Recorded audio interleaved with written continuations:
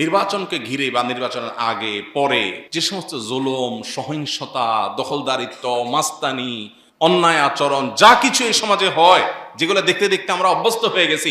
আর যাই হোক, আমি কোনো দলের প্রতি আনুগত্য আমার থাকতে পারে, এমনকি কোনো ইসলামিক দলের প্রতি আনুগত্য থাকতে পারে, কিন্তু আমি এমন কিছু করব না যেটা আমার আল্লাহ এবং তার রাসূল নিষেধ করেছেন। যদি সেটা দিনের খাতিরেও করি আমি, তারপরে সেটা আমার গুনাহের কারণ হবে। নির্বাচনকে ঘিরে সারা দেশের প্রত্যেকটা মানুষ এক ধরনের কৌতূহল, এক ধরনের আশঙ্কা, এক ধরনের ভয়, এসব কিছুর মিশেলে আমাদের মনে মস্তিষ্কে এখন শুধুই আমাদের দেশের জাতীয় নির্বাচন। এই নির্বাচনকে ঘিরে আমাদের যত কৌতূহল, আমাদের যত আশা আশঙ্কার জায়গা আছে, এই সব বিষয়গুলোকে সামনে রেখে একজন মুসলিম হিসাবে আমাদের এবং আমাদের নেতাদের, উভয় শ্রেণী মানুষের জন্য বেশ কিছু করণীয় আছে আমাদের নেবার মতো, গ্রহণ করবার মতো বেশ কিছু পদক্ষেপ। আমরা এর আগেও আপনাদেরকে স্মরণ করিয়েছিলাম। নির্বাচনের এই সময়টাতে সাধারণ মানুষ এবং আমাদের নেতৃবৃন্দ, এই উভয় শ্রেণীর মানুষের জন্য আল্লাহর তরফ থেকে বহুত বড় একটা পরীক্ষার সময়। এই পরীক্ষাটা হলো আমানত রক্ষার পরীক্ষা। সাধারণ মানুষ হিসাবে আমরা আমাদের প্রতি অর্পিত আমানত কতটা রক্ষা করতে পারছি, আর আমাদেরকে যারা শাসন করতে বা আমাদের যারা দায়িত্বভার গ্রহণ করতে ইচ্ছুক, তারা আল্লাহর দেওয়া আমানতকে রক্ষা করবার জন্য কতটা প্রস্তুত, এই পরীক্ষা দেওয়ার সময় হলো আমাদের জন্য এই সময়টা। আল্লাহ সুবহানাহু ওয়া তাআলা কোরআনে কারিমে বলেছেন, ইন্নাল্লাহা ইয়ামুরুকুম আন তুআদ্দুল আমানাতি ইলা আহলিহা। আল্লাহ নির্দেশ করছেন তোমাদেরকে, এই তোমাদের মধ্যে ভোটারও আছেন, প্রার্থীও আছেন, দলের কর্মীও আছেন, সাধারণ মানুষও আছেন। আল্লাহ তাআলা সর্বস্তরের মুসলমানদেরকে লক্ষ্য করে বলছেন যে আল্লাহ তাআলা তোমাদেরকে অর্ডার করছেন, আল্লাহ তাআলা তোমাদেরকে নির্দেশ করছেন যে আল্লাহর সামনে দাঁড়াতে হবে। তিনি নির্দেশ করছেন আনতু আদ্দুল আমানাতে ইলা আহলিহা, আমানত যথাস্থানে যেন পৌঁছে দেয়া হয়। তোমরা আমানত যথাস্থানে পৌঁছে দাও, এই মর্মে আল্লাহ তোমাদেরকে নির্দেশ করেছেন। আমানতকে অপাত্রে পৌঁছে দিবে না। নির্বাচন এবং ভোটের এই রাজনীতিকে ঘিরে সর্বস্তরের সাধারণ মানুষের মধ্যে এক ধরনের শঙ্কা, আশা এবং বিশেষ করে দেশকে ঘিরে এক ধরনের অজানা কৌতূহল, বিশাল বড় একটা আকাঙ্ক্ষার জায়গায় তৈরি হয়েছে। বিশেষ করে নতুন পরিস্থিতিতে, নতুন পরিবেশে, পট পরিবর্তনের ভিত্তিতে প্রত্যেকটা মানুষ আমরা অনুভব করি এই দেশটা যে জায়গায় থাকার কথা ছিল তার চাইতে অনেক নিচে অবস্থান করছে সব দিক থেকে। অর্থনীতি বলি, নাগরিক সুযোগ সুবিধা বলি, নিরাপত্তা বলি, আইন শৃঙ্খলা বলি, বিচার ব্যবস্থা বলি, এমন একটা সেক্টর নাই এই দেশে যে একটি সেক্টর নিয়ে জনগণ বলতে পারে এই সেক্টরটাতে পৃথিবীর যে কোনো দেশের চেয়ে আমরা ভালো আছি। এরকম একটা সেক্টরও হয়তো এই দেশের মানুষ খুঁজে পায় না, যার কারণে আমাদের মনের ভিতরে অনেক আবেগ, অনেক আশা আকাঙ্ক্ষা। নির্বাচন আসলে সে আশা আকাঙ্ক্ষা আরো বেড়ে যায়। প্রিয় ভাইরা আমার, একজন মুসলমান হিসেবে আমাদের সমস্ত অবস্থা, দুরবস্থা, ভালো মন্দ সব কিছুর নিয়ন্ত্রক আল্লাহ রাব্বুল আলামিনকে আমরা মনে প্রাণে বিশ্বাস করি। যদি তাই হয়ে থাকে, তাহলে আজকে যে আমাদের দুরবস্থা আমরা দেখতে পাচ্ছি স্বাধীনতার 50 বছর পরও, এমন কোন বিভাগ এদেশে আমরা খুঁজে পাই না যে একটা বিভাগ নিয়ে আমরা বলতে পারি যে পৃথিবীর অন্য দেশগুলোর সাথে টেক্কা দিয়ে অগ্রসর হওয়া দূরের কথা, অন্তত তাল মিলিয়ে সমান্তরাল জায়গা আমরা যেতে পেরেছি, সেটাও আমরা বলতে পারি না। বিচার নাই, জোরজার মুল্লুকতা, অপশাসন, দুর্নীতি, অনিয়ম, খাদ্যে ভেজাল, কি নাই? এই যে দুরবস্থা, এই দুরবস্থার জন্য আমরা দায়ী করি আমাদের রাজনীতিবিদরা হয়তো দায়ী করে আমাদের ভোটারদের। সন্দেহাতীতভাবে আমাদেরই ঘুরে ফিরে দায়, কারণ আল্লাহ তাআলা বলেছেন যহরাল ফাসাদু ফিল বাররি ওয়াল বাহরি বিমা কাসাবাত আইদিন নাস। স্থলে এবং জলে যত রকমের ব্যত্যয় তোমরা দেখো, যা হওয়ার কথা ছিল হচ্ছে তার উল্টোটা, যা দেখার কথা ছিল দেখছো তার ভিন্নটা। এই যে ব্যত্যয়, এই যে ফাসাদ, এই যে অনিয়ম, এই যে বিশৃঙ্খলা, এই যে অপ্রত্যাশিত চিত্র এবং পরিবেশ তোমরা দেখতে পাও, এটা কেন দেখতে পাও? মানুষের হাতের কামাইয়ের ফসল হিসেবে দেখতে পাও। সমাজে আমরা যা দেখতে পাই এগুলো আমাদের কর্মকাণ্ডের ফসল। আল্লাহ সুবহানাহু ওয়া তাআলা সেজন্য বলেছেন, ইন্নাল্লাহা লা ইউগাইয়িরু মা বিকাউমিন, কোন জাতি কোন সম্প্রদায়ের অবস্থার পরিবর্তন আল্লাহ করবেন না। আমরা যে অপশাসন, আমরা যে বিচারহীনতা, আমরা যে জোরজার মুল্লুকতার, আমরা যে দুর্নীতি, আমরা যে অন্যায় অনিয়মের মহাসমুদ্রে হাবুডুবু খাচ্ছি, এই অবস্থার ব্যাপারে আল্লাহ বলছেন, আল্লাহর এই আয়াতকে অবস্থার ক্ষেত্রে আমরা ফিট করতে পারি যে আল্লাহ তাআলা কোনো জাতির অবস্থা পরিবর্তন করবেন না, অতএব আমাদের অবস্থারও পরিবর্তন হবে না হাত্তা ইউগাইয়িরু মা বিআনফুসিহিম, যাবত না আমরা নিজেদের অবস্থা নিজেরা পরিবর্তন না করি। আমরা যদি সিদ্ধান্ত নেই আমি যা উল্টাপাল্টা করি এগুলো সব ঠিক থাকবে, অফিসে, আদালতে, কর্মস্থলে, আমার ব্যবসা প্রতিষ্ঠানে, যেখানে থাকি না কেন মানুষকে ফাঁকি দেওয়ার চেষ্টা করব, 2 নম্বরই করার চেষ্টা করব, ধানাই পানাই করার চেষ্টা করব, মসজিদে মুসলমান, বাহিরে মুনাফিক সাজার চেষ্টা করব, আমি যদি আমার সব অবস্থাগুলোকে খারাপ রাখি আর আশা করি দেশ ঠিক হয়ে যাবে, এটা হবে বোকার স্বর্গে বসবাস। অতএব ভোটের এই রাজনীতিকে সামনে রেখে আমি সর্বস্তরের সাধারণ মানুষের কাছে বিনীতভাবে উদাত্ত আহ্বান রাখতে চাই। নাম্বার 1, আমাদের অবস্থা পরিবর্তনের জন্য, আমাদের জাতিগত, জাতীয়, সার্বিক, সামগ্রিক অবস্থার পরিবর্তনের জন্য অপশাসন, দুর্নীতি, বিচারহীনতা, অন্যায়, অনিয়ম, যত রকমের অনাচার এই সমাজকে গ্রাস করে আছে, এটা থেকে মুক্তি পাবার জন্য আমাদের উচিত গণতওবা করা। আমাদের উচিত আত্মজিজ্ঞাসার মুখোমুখি হওয়া। আমি যদি এমপি বা মন্ত্রী হওয়ার সুযোগ পাই, আমি কি আমার আত্মীয় স্বজন, বন্ধু বান্ধব এদের চেহারার দিকে না দেখে নিয়ম এবং শৃঙ্খলার দিকে তাকিয়ে চলতে পারবো কি না? সে আত্মবিশ্বাস আমার নিজের বেলায় আছে কিনা?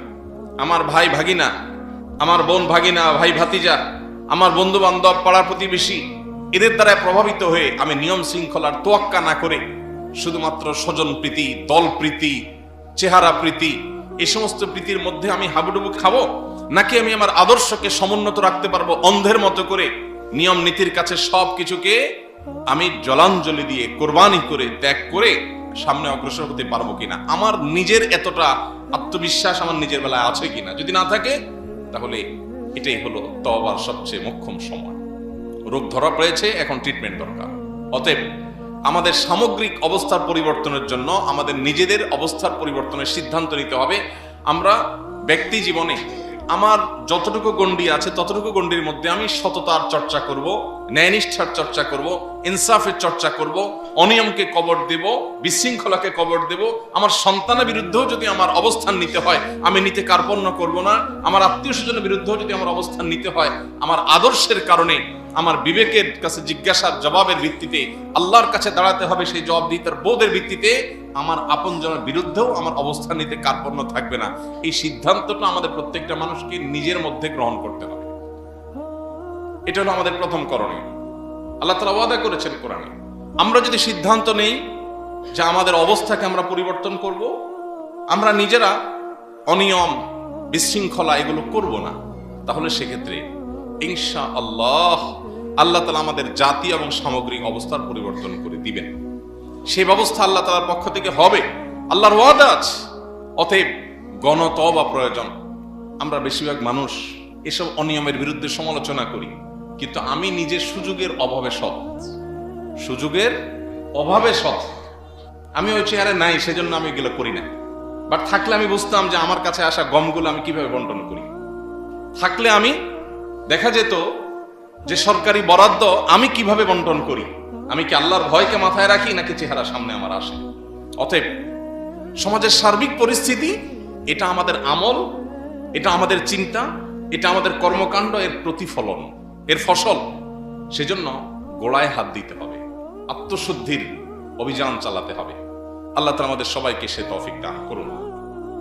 নাম্বার 2, আমরা ভোট এবং এই যে মতামত দেওয়ার সুযোগ পেয়েছি, এই সুযোগটা আল্লাহর পক্ষ থেকে অনেক বড় পরীক্ষার ব্যাপার। এই পরীক্ষায় উত্তীর্ণ হওয়ার ক্ষেত্রেও আমি যে দেশে অনিয়ম, বিশৃঙ্খলা, অপশাসন এগুলোর অপসারণ চাই, এগুলোর পরিবর্তন চাই, আমি কি আসলে সিদ্ধান্ত দেওয়ার ক্ষেত্রে আমানতদারিত্বটা মেনটেন করতে পারছি কিনা, রক্ষা করতে পারছি কিনা।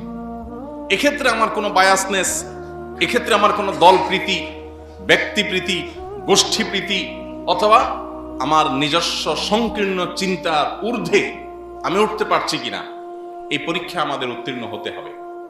এই পরীক্ষা যদি আমরা উত্তীর্ণ হতে না পারি তাহলে অবস্থার পরিবর্তন হবে না। আমরা বেশিরভাগ মানুষ এখনো নামাজে কালামে মুসলমান হলেও এই লেনদেন, এই জাগতিক বিষয়গুলোতে একজন মুসলমানের যে রোল, একজন মুসলমানের যে দায়িত্বশীলতা, সেই জায়গায় আমরা যথাযথ দায়িত্বটা পালন করতে পারিনি। এটা আমাদের ব্যর্থতা। এর ফসলস্বরূপ আজকে যে দুরবস্থা আমরা এর মধ্য দিয়ে পার করছি, আমাদের এই সময় জাতীয় জীবন, সেটা আমরা ভোগ করছি আমাদের এই কর্মের ফল হিসেবে। এই জন্য দ্বিতীয়ত আমাদের করণীয় হলো ভোট কেন্দ্রিক যত আমানতের প্রশ্ন আছে এগুলো আমরা আমাদের সাধারণ মানুষ হিসেবে আমাদের আমানতকে আমরা সর্বোচ্চ রক্ষা করার চেষ্টা করি। তারপরে একদিকে নিজেরা সৎ, সার্বিকভাবে নীতিবান মানুষ হওয়ার জন্য নিয়ত করা, আগের ভুলভাল কাজের জন্য তওবা করে ফিরে আসা, যে আমি আর সে ভুল পথে চলবো না। আমরা যারা অনিয়মের কথা বলি, আমরাই যখন আবার অনিয়ম করার জন্য তদবির করি, তাহলে দেশে পরিবর্তন কিভাবে হবে? আপনার কোনো কাছের মানুষ, বড় পুলিশ অফিসার, একজনের বিরুদ্ধে আপনার অভিযোগ আছে, ঝগড়াঝাটি হয়েছে, তারে সাইজ করার জন্য তার কাছে আপনি দ্বারস্থ হয়েছেন, তো আপনি নিজেই তো অন্যায় করছেন, আপনি নিজেই তো দুর্নীতি করছেন, নিয়মের ব্যত্যয় করছেন, তো আপনি কিভাবে আশা করেন দেশে পরিবর্তন? তাহলে একদিকে আমাদের চরিত্র সংশোধন, ব্যক্তিগত জীবনে অনিয়ম, বিশৃঙ্খলা এগুলোকে আমরা না করার জন্য সিদ্ধান্ত নিতে হবে। আপনি দেখুন, যেখানে রাস্তা পার হওয়া নিষেধ, পায়ে হেঁটে রাস্তা পার হওয়া নিষেধ, কারণ হাইওয়ে অনেক গাড়ি চলাচল করে, রাস্তা পার হতে গেলে গাড়িগুলোর গতি থামিয়ে যেতে হয়, জ্যামের সৃষ্টি হয়, দুর্ঘটনার সম্ভাবনা থাকে, সেজন্য ফুট ওভার ব্রিজ করে দেওয়া আছে যে ওইটা পার হন। এখন ওই জায়গায় দাঁড়িয়ে আপনার কি মনে হচ্ছে কিনা যে আমি এই যে গাড়িগুলোর গতি, আমিও তো একসময় গাড়ির যাত্রী হই বা হব, তাহলে আমি এই গতি থামিয়ে দিচ্ছি, যে আমি যে একটু শর্টকাটে পার হওয়ার জন্য ফুট ওভার ব্রিজে না গিয়ে নিচ দিয়ে দৌড় দিচ্ছি, আমি এই কাজটা কি সঠিক করছি কিনা? কাজটা কি সঠিক? কিন্তু এই বেঠিক কাজটা করেন না কয়জন? এরকম চোখে আঙ্গুল দিয়ে দেখাবার মতো শত শত এক্সাম্পল বের করা যাবে, যে একজন নাগরিক হিসাবে, সাধারণ মানুষ হিসাবে হয়তো আমি মন্ত্রী না, এমপি না, দেশের অনেক অবস্থা পরিবর্তন করতে পারবো না, কিন্তু এই যে অন্যায়টা হচ্ছে আমি না করলে তো একটা মানুষেরটা কমে অন্তত। ওই জায়গায় গেলে আমার নীতির কথা আমার মাথায় থাকে না, বাট আমি ওই যে নেতার নীতির বিরুদ্ধে কথা বলি, তা আমি যেরকম আমার নেতা তো সেরকমই হবে। নেতা, আমি যখন রাস্তা পার হয়ে যাব নিয়ম ভঙ্গ করে, স্বাভাবিকভাবে নেতা তো রাস্তা কেটে খাল বানাবে, এটাই তো স্বাভাবিক। আমার ক্ষমতা এতটুকু, এটা দিয়ে আমি যদি এই অনিয়ম করি, তাহলে আমার নেতা যিনি হবেন তিনি, তার ক্ষমতা তো আরো বেশি, অতএব অনিয়ম তো সে আরো বেশি গুণ করবে। আপনি নেতা হলে ওইটাই করতেন। এই জন্য জাতি হিসাবে আমাদের গণতওবা করা বড় বেশি প্রয়োজন। আল্লাহ আমাদের সবাইকে সৎ, নীতিবান, আদর্শবান, সুশৃঙ্খল, খাঁটি ইমানদার, মুত্তাকি, আল্লাহভীরু মানুষ হওয়ার তৌফিক দান করুন। সেই সাথে দ্বিতীয়ত যে করণীয় কথা বললাম, ভোটের এই সময়টাতে আমাদের যে সমস্ত সীমিত গণ্ডির যে চিন্তাধারা আছে, ন্যায়নিষ্ঠার খাতিরে, আল্লাহর পক্ষ থেকে দেওয়া আমানত রক্ষার খাতিরে আমাদের সেই আমানত সর্বোচ্চ সঠিক জায়গায় প্রয়োগ, সবচেয়ে সঠিকভাবে প্রয়োগ এবং সকল প্রকার অনাচার থেকে মুক্ত থাকা, এটা আমাদের জন্য আরেকটা অ্যাসিড টেস্ট, এটা আরেকটা করণীয়। এটা যদি আমরা করতে পারি তাহলে ওই যে অবস্থার পরিবর্তন হতে পারে ইনশাআল্লাহ। নাম্বার 3, আমাদের মধ্যে বায়াসনেস, দলীয় আনুগত্য, এটা দরকারের চাইতে একটু বেশি। এটা সব দলের ক্ষেত্রে প্রযোজ্য। দেশে আমাদের অস্থিমজ্জা, আমাদের মনমস্তিষ্কে, আমাদের চিন্তাধারায় এই জিনিসটা কেন জানি খুব স্টাবলিশড হয়ে গেছে, পাকাপোক্ত হয়ে গেছে। আমরা যার ভক্ত হই একটু বেশিই হই, আর যার বিরুদ্ধে লাগি তারও গোষ্ঠী উদ্ধার করি। এই বায়াসনেসটা অত্যন্ত ভয়ঙ্কর বিষয়। এটার ফলে মানুষ কি করে? আল্লাহর ভয় ভুলে গিয়ে, আল্লাহর কাছে জবাবদিহিতার বোধ এটাকে ভুলে গিয়ে দলীয় আনুগত্যের প্রয়োজনে বা সেটার ভিত্তিতে দেখা যায় অনেক অনাচার, অনেক জুলুম, অনেক বিশৃঙ্খলার সাথে আমরা জড়িয়ে যাই। কুতর্ক, এমনকি এই যে নির্বাচনকে ঘিরে যে গুজব, অপতথ্য, একজনের বিরুদ্ধে আরেকজনের, এক দলের বিরুদ্ধে আরেক দলের, এগুলোকে আমরা কোনো অন্যায় মনে করি না। এমনকি যারা নামাজ কালাম পড়েন, ইসলাম প্র্যাকটিস করার চেষ্টা করেন, সেই মানুষগুলোর মধ্যে অনেকে এগুলোকে দোষের কিছু মনে করেন না। এই জন্য ভাই, আমার তৃতীয় আহ্বান হবে যে আমরা যেন আমার কোনো দলের প্রতি কোনো আনুগত্যের কারণে আমি যেন কোনো জুলুম, কোনো সহিংসতা, কোনো অন্যায়ের শামিল না হই। আমার দ্বারা যেন অন্তত সেটা না হয়, আমি যেই হই না কেন। কারণ জবাব আমারটা কিন্তু আমারই দিতে হবে, আমার দল দিবে না, নেতা সাবে দিবে না। আখেরাত তো অনেক পরের কথা, দুনিয়াতেই দিবে না। আমাদের সামনে নজির আছে না, যাদের জন্য খুন খারাপি, মানুষ হত্যা, জেল জুলুম গুম করেছেন, তারাই দায় নিচ্ছে না, নিচ্ছে? বলো না আমরা জানি না, যে নিচ্ছে সে বুঝবে। যার জন্য করবেন সে কিন্তু সাইড নিয়ে নিবে, আপনি ধরা খাবেন। দুনিয়াতেই যদি এই হয়, তাহলে আল্লাহর কাছে তো ওই পালানোর জায়গাও থাকবে না। এই জন্য ভাইরা, আমাদের সিদ্ধান্ত নিতে হবে, আমরা কোনো প্রকার জুলুম, সহিংসতা, অন্যায়, এগুলোকে আমরা কেউ প্রশ্রয় দিব না ইনশাআল্লাহ। এমনকি আপনি যদি কোনো ইসলামিক দলগুলোর কোনোটার কর্মী হন, সমর্থক হন, আপনার ক্ষেত্রে একই কথা প্রযোজ্য। আপনি কোনো ইসলামিক দলের কর্মী, সেজন্য আপনার দলের জন্য যদি আপনি কোনো এমন কাজ করেন যেটা কোরআন হাদিস আপনাকে অনুমোদন করে না, সে সুযোগ কি আছে? বিষয়টা মসজিদ মাদ্রাসার দায়িত্ব পালন করার সময় যেই আমানতদারিতার প্রশ্ন আমাদের আসে, ওই রকম প্রশ্ন এখানেও আসে। ধরুন একজন মসজিদের খুব শুভাকাঙ্ক্ষী, মসজিদ আল্লাহর ঘর, এটা শুভাকাঙ্ক্ষী হওয়াটা কি ভালো না খারাপ? ভালো। এখন মসজিদের শুভাকাঙ্ক্ষী মসজিদের সব বিষয়গুলো দেখেন, আল্লাহর জন্য পয় পরিষ্কার করেন, নিয়ম শৃঙ্খলা দেখেন, টাকা পয়সা কালেকশন করেন, মসজিদের জন্য অনেক কাজ করেন, তিনি নিজেও নামাজ কালাম করেন, ভালো মানুষ। এখন এই লোকটা যদি মসজিদের কল্যাণার্থে একজনের জায়গা দখল করে, সব হবে না গুনাহ হবে?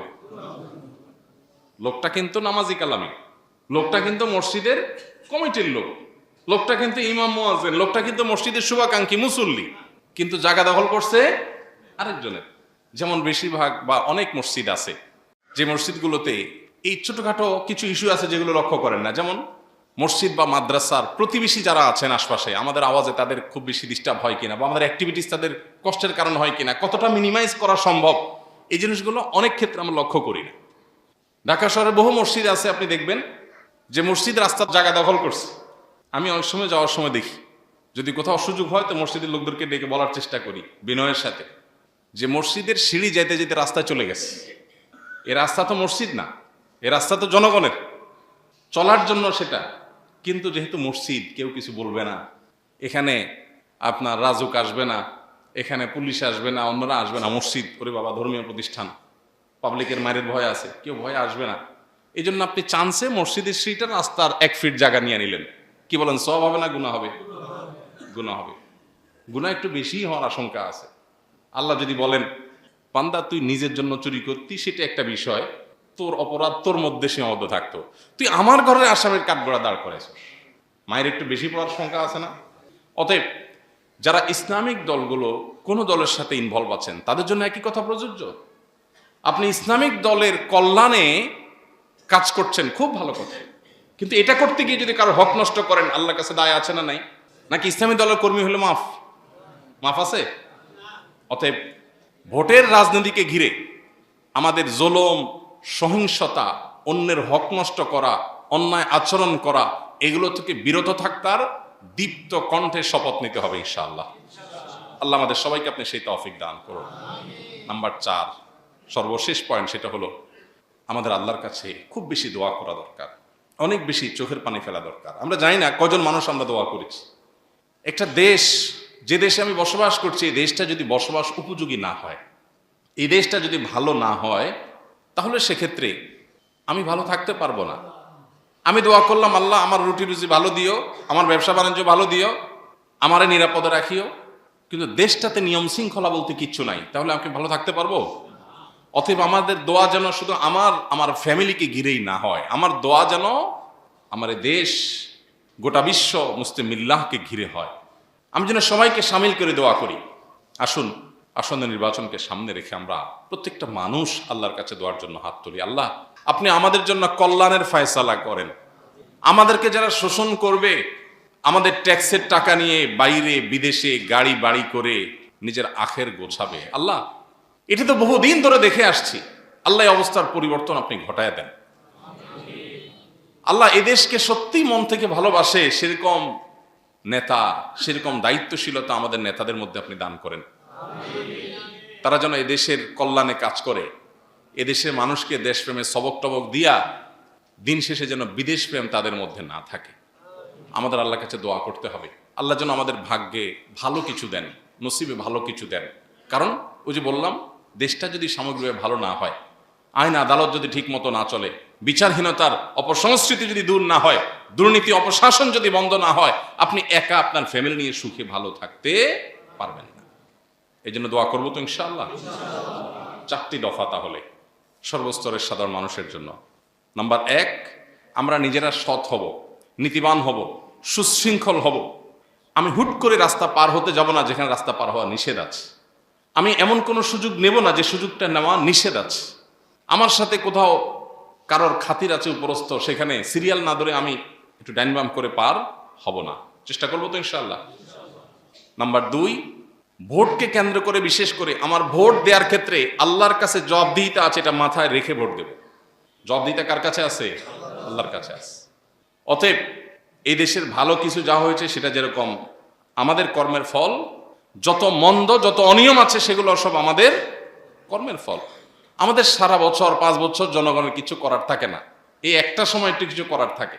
অতএব আমার ভোট দিতে গিয়ে, আমার নির্বাচন কেন্দ্রিক পদক্ষেপ নিতে গিয়ে, সিদ্ধান্ত দিতে গিয়ে, মতামত দিতে গিয়ে আমি যেন আল্লাহর ভয় মাথায় রেখে চলি। আল্লাহ আমাদের সবাইকে সেই তৌফিক দান করুন। আমানতদারিতা যেন আমরা রক্ষা করি, এমন কিছু যেন না করি যেটার কারণে আল্লাহর কাছে আমাকে দাঁড়াতে হবে। আমি আমার ভোটের কারণে জান্নাতে যাওয়ার পথ, জাহান্নামে যাওয়ার পথ কোনটা সুগম করছি? আমি কি টাকার বিনিময়ে ভোট বিক্রি করছি? আমি কি বায়াসের ভিত্তিতে করছি, নাকি আমার বিবেকের কাছে আল্লাহর কাছে জবাবদিহিতার জায়গা থেকে আমার সঠিক সিদ্ধান্ত, আল্লাহ আমাকে যেটা বোঝার তৌফিক দিয়েছেন সেটা আমি নিতে পারছি? এটা গুরুত্বপূর্ণ। অতএব এই সঠিক সিদ্ধান্ত নেওয়া, আমানতদারিতার চেতনা মাথায় রেখে সিদ্ধান্ত নেওয়া, এটা হলো দ্বিতীয়। নাম্বার 3, আমরা নির্বাচনকে ঘিরে বা নির্বাচনের আগে পরে যে সমস্ত জুলুম, সহিংসতা, দখলদারিত্ব, মাস্তানি, অন্যায় আচরণ যা কিছু এই সমাজে হয়, যেগুলো দেখতে দেখতে আমরা অভ্যস্ত হয়ে গেছি, আর যাই হোক, আমি কোনো দলের প্রতি আনুগত্য আমার থাকতে পারে, এমনকি কোনো ইসলামিক দলের প্রতি আনুগত্য থাকতে পারে, কিন্তু আমি এমন কিছু করব না যেটা আমার আল্লাহ এবং তার রাসূল নিষেধ করেছেন। যদি সেটা দিনের খাতিরেও করি আমি, তারপরে সেটা আমার গুনাহের কারণ হবে। কারণ দিনের খাতিরে আমাকে অন্যায় করার অনুমতি আল্লাহ দেন নাই। অতএব কোন প্রকার সহিংসতা, অনাচার, এই যে নির্বাচনকে ঘিরে গুজব, অপতথ্য, মিথ্যা, আমার প্রতিপক্ষ লোকটা খুব খারাপ মানুষ, আমার দৃষ্টিতে লোকটা খুব খারাপ মানুষ, তাই বলে কি তার বিরুদ্ধে মিথ্যা বলা জায়েজ আছে? তার চরিত্রে কালিমা লেপন করা জায়েজ আছে? কিন্তু এগুলো অনেক সময় আমাদের কাছে না জায়েজ মনে হয় না। শয়তান আমাদের কাছে যেহেতু প্রতিপক্ষ, আমার কাছে মজাই লাগে যে বেচারা ফাঁসে গেছে, যাকে আমি সুবিধা পাবো। এই জায়গাগুলো অনেক কঠিন জায়গা। এই জন্য নির্বাচনকে ঘিরে সকল প্রকার জুলুম, সহিংসতা, অন্যায় আচরণ, এগুলো থেকে আমরা বিরত থাকবো, বিরত রাখবো ইনশাআল্লাহ। নাম্বার 4 এবং সর্বশেষ হলো আল্লাহর কাছে দোয়া করতে হবে। আল্লাহ, আপনি আমাদের অবস্থার পরিবর্তন করেন, আমাদেরকেও সংশোধন করেন, আমাদের নেতাদেরকেও সংশোধন করেন, আমাদের দেশের সার্বিক অবস্থা সংশোধন করেন। এই জন্য দরকার গণদোয়া।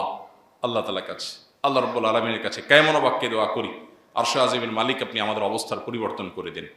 আমাদের যারা নেতৃবৃন্দ, যারা আমাদের শাসন করবার স্বপ্ন দেখছেন, তাদের প্রতি উদাত্ত আহ্বান, একজন মুসলমান হিসাবে ভোটার হন কিংবা প্রার্থী, আপনার জীবনে স্বপ্ন থাকতে হবে আল্লাহর বিধিবিধান দ্বারা আপনি শাসিত হবেন, আল্লাহর বিধিবিধান দ্বারা আপনি পরিচালিত হবেন। আল্লাহর বিধিবিধানকে শুধু মসজিদে নয়, সর্বোচ্চ সর্বত্র প্রতিষ্ঠিত করবেন। এই স্বপ্ন আপনার অন্তরে, আপনার চিন্তায় থাকতে হবে।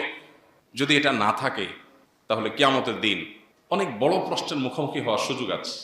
আল্লাহ যদি জিজ্ঞাসা করেন, বান্দা নামাজ পড়ার সময় ফরজ, নফল, সুন্নত, ওয়াজিব এগুলা খুঁজছিলা, বাট মসজিদের বাইরে যে তোমার জীবন আছে, সে সামগ্রিক জীবনে তুমি আমার আদেশ নিষেধ, এটা কি মাথায় একবার তোমার এসেছিল? একবারও তুমি জিজ্ঞাসা করেছিলে? তাহলে কি আমার দিনটা কি তোমার অপরিপূর্ণ মনে হয়েছে? আতুমিনুনা বিবাদিল কিতাবি ওয়া তাকফুরুনা বিবাদ, কোরআনের কিছু অংশকে মেনে আর কিছু অংশকে তুমি অন্য ইজম আর মতবাদের অনুসরণ করবার সিদ্ধান্ত গ্রহণ করেছিল, কুফরি করেছিলে? অতএব যারা নেতৃবৃন্দ আছেন, সীমাবদ্ধতার বিষয়গুলো আমরা জানি বিশ্ব বাস্তবতা, আমাদের দেশের সার্বিক পরিবেশ পরিস্থিতি, মানুষের মন মানসিকতা সব মিলিয়ে আমরা অনেক ভালো চাই, পারি না। কিন্তু স্বপ্ন থাকতে হবে, ইচ্ছা থাকতে হবে যে আল্লাহ, আমি একজন মুসলমান হিসাবে তোমার কালাম, তোমার নবীর রেখে যাওয়া আদর্শ, পৃথিবীর সমস্ত আদর্শের উপরে এটা অবস্থান, সকল মতবাদের উপরে এটা অবস্থান। সকল মতবাদ সাময়িক, কোন সমাজে চল হয়, কোন সমাজে অচল, কোন যুগে সচল থাকে, কোন যুগে অচল হয়ে যায়। এটা কিয়ামত পর্যন্ত সচল স্টাবলিশ করতে পারছি না, প্রয়োগ করতে পারছি না। আমাদের দুর্বলতা, আমাদের ত্রুটি, আমাদের সীমাবদ্ধতা, আমাদের ইমানের দুর্বলতা। তোমার সিস্টেমের কোনো ত্রুটি নাই মালিক। আল্লাহর সাথে অন্তত এই কথাটা ক্লিয়ার রাখা দরকার। বিভিন্ন মানুষের তৈরি বাদ মতবাদ, এগুলো আমাদের মনে মস্তিষ্কে মগজে এমন ভাবে গেঁথে গেছে, এগুলোকে আমরা নির্বিকল্প মনে করে বসে আছি, অথচ এগুলো কোথাও শান্তি দিতে পারছে না। চতুর্দিকে তাকালে আমরা দেখতে পাচ্ছি এপস্টাইনের যে ফাইলগুলো, এই ফাইলগুলো কি বলছে, এই বার্তাই দিচ্ছে। ঝকঝকে তকতকে যে সভ্যতা দেখতে পাচ্ছেন, এটার ভেতরের রূপটা অত্যন্ত ভয়ঙ্কর। কারণ আল্লাহর কাছে আনুগত্য পরিপূর্ণভাবে না করলে এখানে শান্তির কোনো পথ নাই। এই জন্য আমাদের নেতৃবৃন্দকে আল্লাহ তাআলা আল্লাহর পরিপূর্ণ গোলামি করার তৌফিক দান করুন। সেই সাথে তাদের প্রতি উদাত্ত আহ্বান, সুযোগ আল্লাহ তাআলা দিয়ে থাকেন, যারাই সুযোগ পাবেন এই সুযোগকে তারা সদ্ব্যবহার করলে আল্লাহর কাছে যেমন বিনিময় লাভ করবেন, মানুষের কাছেও স্বীকৃতি পাবেন। এদেশের মানুষ দীর্ঘদিন যাবৎ বঞ্চিত বঞ্চিত বঞ্চিত, বিচারটা সঠিকভাবে পাবে, অন্যায় বিচার হবে না, সে যেই হোক না কেন। এই জিনিসটা কি এদেশে এস্টাবলিশড হয়েছে? হয় নাই। আর যা হোক, ভেজাল খাবার কোথাও এদেশে নাই, কঠোর হস্তে দমন হয়ে গেছে। খাবার যা আছে সব ফ্রেশ আছে, নাই। অন্যায় বিশৃঙ্খলা, পৃথিবীর অনেক দেশ আছে, তাদের অনেক খারাপ দিক থাকতে পারে, অমুসলিম প্রধান দেশ হতে পারে, কিন্তু তাদের সুশৃঙ্খলা আছে, অনেক বাহ্যিক ভালো জিনিস অন্তত আছে, আমাদের সেটাও নেই। তো আমাদের নেতৃবৃন্দ যারা আছেন, এদেশে মানুষ না পেতে না পেতে এত বঞ্চিত যে সামান্য যদি পায় তারা শুকরিয়া বলবে অনেকভাবে। অতএব যদি তারা মানুষের জন্য সত্যি কাজ করবার নিয়ত করেন, এই নেতাদের মধ্যে যাদের নিয়ে আমাদের এত অভিযোগ, তাদের মধ্যেও টুকটাক ভালো মানুষ অল্প স্বল্প হলেও আছে না? এই মানুষগুলোকে মানুষ অন্তরের গভীরে জায়গা দেয় না? কি দিয়েছে তারা? তারা নিজেরা হয়তো তেমন কিছু দিতেও পারে নাই, শুধু নিজের সৎ থেকেছে। সাধারণ মানুষ, সর্বস্তরের মানুষ, ভিন্ন দলের মানুষ হলেও বলে যে মানুষটা ভালো, বলে না? তো আমাদের নেতৃবৃন্দ যারা একটু সুযোগ পেয়ে কানাডার বেগম পাড়ায় বাড়ি করার চিন্তা করছেন, একটু সুযোগ পেয়ে দুর্নীতি করে উল্টাপাল্টা করে বিদেশে পাড়ি জমাবার আখের গোছানোর চিন্তা করছেন, তারা জনগণের মনের মণিকোঠার রাজা হওয়ার সুযোগ হাতছাড়া করবেন না। এই সুযোগটা সবসময় আসে না, আসবে না। যারা একবার সুযোগ হাতছাড়া করেছে তারা এখন আফসোস করতেছে সুযোগ হাতছাড়া করেছে। যারা সুযোগ পাবেন তারা যেন আফসোস করতে না হয়, আল্লাহকে যেন তারা ভয় করেন। আল্লাহ তাদের সবাইকে সেই তৌফিক দান করুন। সর্বশেষ তাদের প্রতি আমার উদাত্ত আহ্বান, এই দেশের কৃষ্টি, কালচার, শিক্ষা, সভ্যতা, সংস্কৃতিকে ভিনদেশীরা নানাভাবে আরোপ করে। কেন আরোপ করে? কারণ আর্থিকভাবে, অর্থনৈতিকভাবে আমরা দুর্বল, গরিব দেশ। আমাদেরকে দেয় লোন, আমরা ব্রিজ করব, রাস্তাঘাট করব, অবকাঠামো উন্নয়ন করব। বিদেশি শক্তিগুলো আমাদেরকে লোন দেয়, আর লোনের সাথে 10টা শর্ত দেয়, যেই শর্তের সাথে লোনের কোনো সম্পর্ক নেই। লোন রিলেটেড শর্ত থাকলেও একটা বিষয় হয়। লোন দেয় রাস্তাঘাট কালভার্টের জন্য, শর্ত দেয় যে তুমি এখানে নারী স্বাধীনতার নামে এই কাম করবা। এর সাথে রাস্তাঘাটে কি সম্পর্ক? লোন দেয় কলকারখানার জন্য, অন্যান্য অবকাঠামোর জন্য, শিক্ষার জন্য, আর শর্ত দেয় তুমি এদেশে সমকামিতাকে বৈধতা দিতে হবে। নির্বাচনকে ঘিরে একটা শব্দ আপনারা সবাই দেখতে পাচ্ছেন, সেটা হলো ইনক্লুসিভ। ইসলামিক দলগুলো এই শব্দ ব্যবহার করছে, অন্য দলগুলো তো করছে, ইসলামিক দলগুলো পর্যন্ত এই শব্দ ব্যবহার করছে। ইনক্লুসিভ মানে অন্তর্ভুক্তিমূলক। এই অন্তর্ভুক্তিমূলক বা ইনক্লুসিভ শব্দের ভেতরে অত্যন্ত ভয়ঙ্কর একটা এজেন্ডা লুকায়িত আছে, যেটা অনেকেই লক্ষ্য করছেন না। সেটা হলো ট্রান্সজেন্ডার ইজমকে বৈধতা দেওয়া। একটু আপনি গভীরে তাকালে, একটু ঘাটাঘাটি করলে আপনার কাছে স্পষ্ট হয়ে যাবে। শুনতে খুব ভালো শোনা যায়, অন্তর্ভুক্তিমূলক। অন্তর্ভুক্তি আমরা কেনা চাই, সবাইকে নিয়ে সবাই চলতে চাই, শব্দটা ভালো, কিন্তু এটার মতলব বহু খারাপ। এটা নিয়ে আপনি একটু ঘাটাঘাটি করেন, আপনি দেখবেন পৃথিবীর যে সমস্ত দেশে মতবাদ, যে সমস্ত দেশে এই যে বিকৃত মানসিকতা এগুলো প্রবেশ করেছে, আইনের আকার পেয়েছে, রূপ পেয়েছে, এগুলোতে এই শব্দ আগে ঢুকেছে, তারপরে এটা হয়েছে। আপনি অ্যানালাইসিস করা লাগবে না, শুধুমাত্র অনলাইনে ঢুকলে একটু ঘাটলেই দেখতে পাবেন যে এই শব্দের ভেতরে কি কি লুকিয়ে আছে। আমরা সাধারণ মানুষ এত কিছু বুঝি না। আমরা বলি ভালোই তো, আমাদের নেতারা বলতেছে অন্তর্ভুক্তিমূলক দেশ করবে, ভালো তো, কিন্তু এই অন্তর্ভুক্তির মনে কি ঢুকাবে সেটা তো তারা বলেন নাই। এবার সময় আসলে তারা বলবে আমরা না বলছিলাম ইনক্লুসিভ, এই যে ইনক্লুসিভ এখন ঢুকাইতেছে। আপনার অ্যাপস্টাইন ফাইল নিয়ে আজকে গোটা পৃথিবীতে যে আলোচনা চলছে, এই ফাইলের মূল যে আপনার বিষয়টা, সেটার দিকে যদি লক্ষ্য করেন আপনি দেখতে পাবেন বিকৃতি। অ্যাপস্টাইনের টার্গেট ছিল মানুষের মধ্যে পরিবর্তন করা, সৃষ্টিগত পরিবর্তন করার প্ল্যান তার ছিল। সৃষ্টিগত পরিবর্তন বলতে মানুষে বেড়ে ওঠা, জিনগত পরিবর্তন, এটার প্ল্যানও তার ছিল। আল্লাহ তাআলা কোরআনে কারিমে বলেছেন ফালা ইউগাইয়িরুন্না খালকাল্লাহ। শয়তানের শপথগুলোর মধ্যে একটা হলো শয়তান আল্লাহর সৃষ্টিতে পরিবর্তন চায়, নারীকে পুরুষ, পুরুষকে নারী করা। এটা বিকৃতি, এটা আল্লাহর সৃষ্টিতে পরিবর্তন করা। এই পরিবর্তন এটা শয়তান তুষ্টির অংশ। পশ্চিমারা আমাদেরকে নামাজ কালাম এগুলোকে সেকেলে বুঝাইছে, এগুলো করলে তোমরা খ্যাত হয়ে যাবা, তোমাকে আধুনিক হতে হবে, স্মার্ট হইতে হবে। এখন আমার ছেলে ফেলে যাতে উঠার জন্য সে ওদের অনুসরণ করে, ও মনে করে নামাজ কালাম পড়লে খ্যাত হয়ে যাবে। এগুলো হলো রিচুয়াল। আল্লাহর সাথে কানেক্টেড হওয়ার উপায় নামাজের মাধ্যমে, দোয়ার মাধ্যমে, তেলাওয়াতের মাধ্যমে, রোজার মাধ্যমে আমরা আল্লাহর সাথে কানেক্টেড হই। আল্লাহর দেওয়া অদৃশ্য আধ্যাত্মিক পাওয়ার আমরা পাই, কিন্তু আমাদের সে পাওয়ার শেষ করে ফেলছে ওরা। আমাদেরকে বিনোদনের নামে যা দিয়েছে এগুলো সবগুলো আমাদের আধ্যাত্মিক শক্তিকে ধ্বংস করার মাধ্যম। ওরা ঠিকই এই কাজগুলো করছে শয়তানকে তুষ্ট করার জন্য, বিপরীত এন্ড থেকে তারা রিচুয়াল করছে। এই যে যেটাকে আমরা দেখছি শিশু এবং নারী নির্যাতন, অ্যাপস্টাইনের এই বিশাল নেটওয়ার্কের মধ্যে যেটা চলেছে দীর্ঘদিন ধরে, এটা দেখে আমরা দেখছি এটাকে শিশু নির্যাতন, নারী নির্যাতন, আমরা দেখেছি এটাকে আপনার বিকৃতি, কিন্তু এটার সুস্পষ্ট দিক হলো শয়তান তুষ্টির উপাসনা, রিচুয়াল। আমরা যেরকম আল্লাহকে খুশি করার জন্য ইবাদত করি, ওটা ওই জন্য করে। আপনি একটু অনলাইনে ঘাটলেই দেখবেন বহু সাক্ষাৎকার, ওই পশ্চিমা দেশগুলোর, প্রভাবশালী দেশগুলোর বহু নাগরিকের সাক্ষাৎকার আছে যে তারা নিজের শিশু বলি দেয়।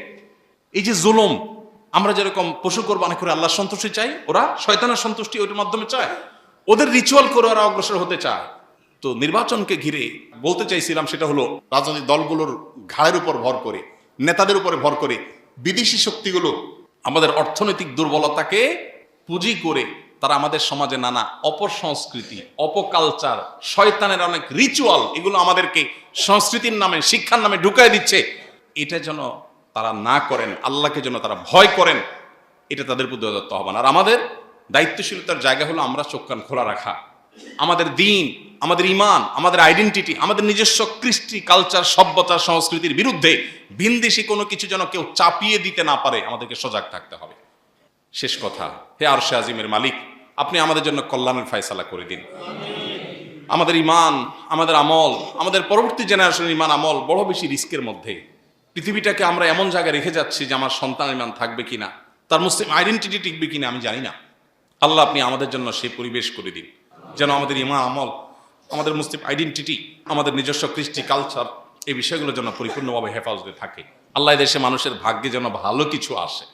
আল্লাহ যেন এদেশের এই অপশাসন, অনিয়ম, বিশৃঙ্খলা এসব দূর হয়ে আমরা যেন পৃথিবীতে মাথা উঁচু করে দাঁড়াবার মতো একটা জাতিতে, একটা দেশে যেন পরিণত হতে পারে। আল্লাহ আপনি আমাদের সবাইকে সেই তৌফিক দান করেন, আমাদের নেতৃবৃন্দকে সেই সুমতি, সুবোধ দান করেন, সকল অপশক্তির কুনজর থেকে আমাদের এই ছোট্ট ভূখণ্ডকে আপনি হেফাজত করেন।